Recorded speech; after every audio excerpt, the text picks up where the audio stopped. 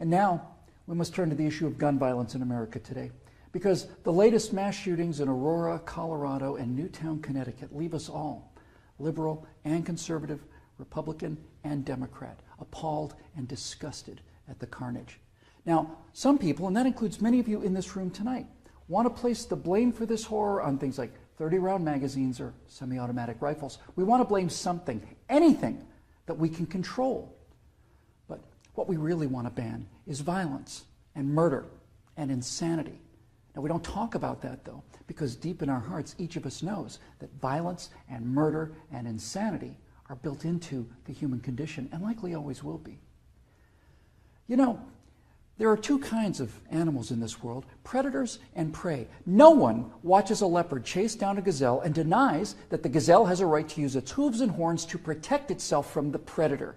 But there are people in this room tonight and all across the country who would deny that same right to self-defense to other human beings. Such people seem to think that the way to stop the leopard is to cut the horns off of the gazelle, that by somehow making it easier for the predator will simply go away. My friends, this is insane. When you make it easier for the predator, you get more predators.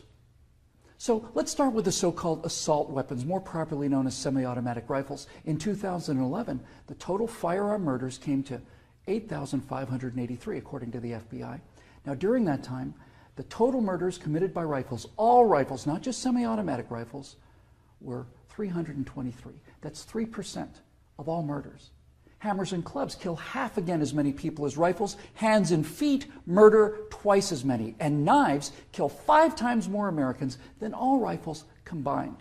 Preventable medical errors kill about 98,000 people per year. Medical malpractice kills more than 12 times as many people as are murdered in the U.S. each year. That's more than 300 times the number killed by all rifles, not just the so-called assault rifles. And yet, no one talks about limits on hammers or knives or doctors or hospitals. No one does that because the good we perceive from hammers and knives and doctors far outweigh their perceived harm. And yet, studies show that firearms prevent anywhere from 800,000 to over 2 million violent crimes every year. The lowest estimate means that 100 times more violent crimes were prevented with firearms than the total murders committed with firearms. That's 100 times as many. Now, in October of 2007, Amanda Collins was walking to her car after a night class at the University of Nevada at Reno.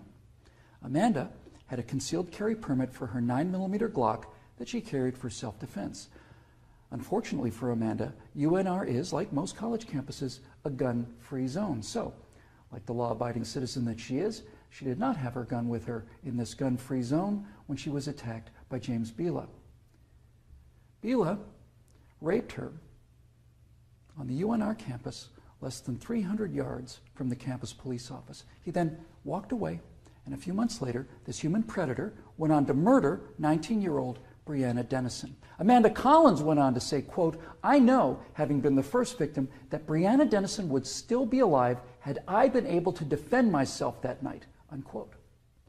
Therefore, I am directing the virtual Attorney General to aggressively challenge any gun control laws that violate Amanda Collins' right not to be raped and Breonna Dennison's right not to be murdered. You're not forced to abandon your First Amendment right when you enter Chicago or New York, or your Fifth Amendment rights when you walk onto a college campus. As virtual president, I will veto on the spot without hesitation, but with a great deal of pleasure, any and all attempts to destroy any of the Bill of Rights, of the Constitution of the United States of America.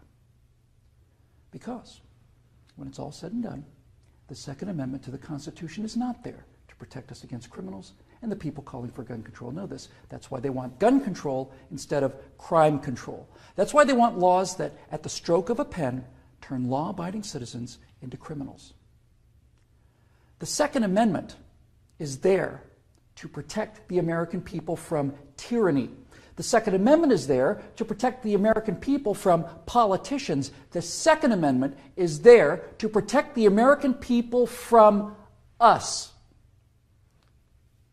Now, Some politicians claim America deserves a vote on this issue. Okay, let's have a vote. Those of you advocating infringement on the right of the people to keep and bear arms need to go to the American people with the 28th Amendment, which would simply read, the Second Amendment to the Constitution is hereby repealed. That would, for the first time, give you the legal authority to do what you have been doing and what you are trying to do now in direct violation of your oath of office to defend the entire Constitution of the United States, not just the parts you happen to approve of. So go ahead, go to the American people and tell them that ultimate power is no longer to be vested in the people who can't be trusted with that power according to you. Tell them only the government can have that power now. You go out there and try to convince the people of the 38 states that you're going to need to get that amendment passed to agree with your opinion of them versus their opinion of you. I dare you. 12 million unarmed men, women, and children were unable to resist being murdered by their own National Socialist government in Germany. Perhaps 50 million unarmed men, women, and children were murdered by their own Union of Soviet Socialist Republics. 50 million Chinese murdered by their own government under Mao, who also disarmed his people. And in Cuba, and in Vietnam, and in the killing fields of Cambodia. Now you say that can't happen here? You say we're protected? By what? By the Constitution that you're in the process of destroying? You are in violation of your oaths of office by so much as introducing this legislation, let alone passing it.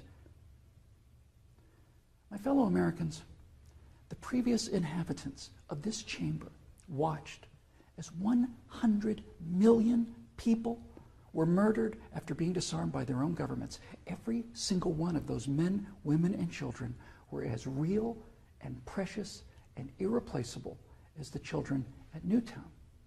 And I tell you here and now that I will be damned if I will let that happen to the American people.